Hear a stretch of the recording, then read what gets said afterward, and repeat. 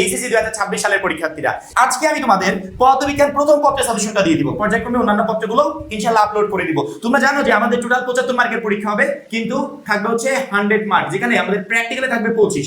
প্র্যাকটিক্যালের এই 25 কিভাবে শিক্ষকদের কাছ থেকে আদায় করে নিতে হয় সেটা প্র্যাকটিক্যাল পরীক্ষার আগ মুহূর্তে আমি বলে দিব। আজকে তোমাদের এই 50 এবং এই 75 মার্কের সলিউশনটা ইনশাআল্লাহ দিয়ে দিব। আমি যে গাইডলাইনগুলো দিব সেই অনুযায়ী যদি পড়তে পারো ইনশাআল্লাহ এই 75 মার্কই তোমার কমন থাকবে। পদার্থবিজ্ঞানে আমাদের টোটাল চ্যাপ্টার কয়টা?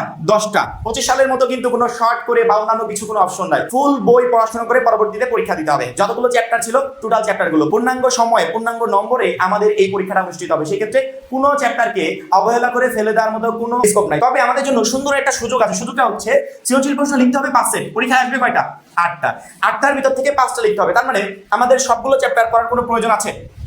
এখন বলতে পারো ভাইয়া সবগুলো চ্যাপ্টার তো এমসিকিউর জন্য পড়তে হবে। হ্যাঁ, এমসিকিউর জন্য পড়তে হয় একরকম ভাবে, আবার সিকিউর জন্য পড়তে হয় একরকম ভাবে। সিকিউর জন্য যখন আমি স্টাডি করবো একটা চ্যাপ্টারের পিছনে আমার ঘন্টার পর ঘন্টা দিনের পর দিন সময় নষ্ট হবে সেই চ্যাপ্টারের টোটাল এভরিথিং কমপ্লিট করার জন্য। অথচ ওই চ্যাপ্টার থেকে পরীক্ষায় প্রশ্নই আসবে না, তাহলে এত সময় নষ্ট করার কোনো দরকার আছে? আমি শুধুমাত্র ওই চ্যাপ্টারগুলো পড়বো যে চ্যাপ্টারগুলোর উত্তর পরীক্ষাতে আমি করতে পারবো, যে চ্যাপ্টারগুলো থেকে 100% প্রশ্ন কমন আসবে। প্রথমত আমি তোমাদেরকে অধ্যায়ভিত্তিক সেই সাজেশনটা দিয়ে দিব, যে চ্যাপ্টারগুলো 2026 সালের জন্য সবচেয়ে গুরুত্বপূর্ণ, যেগুলো থেকে ইনশাআল্লাহ পরীক্ষায় তোমরা প্রশ্ন কমন পাবে। তোমরা শুধুমাত্র ওই চ্যাপ্টারগুলো পড়বে, অল্প চ্যাপ্টারের উপর বেশি সময় দিলে হবে কি ওই চ্যাপ্টারের খুঁটিনাটি যা কিছু আছে সবকিছু তোমার কমপ্লিট হয়ে যাবে। প্রথমত 1 নম্বর চ্যাপ্টার ভৌত জগৎ পরিমাপ।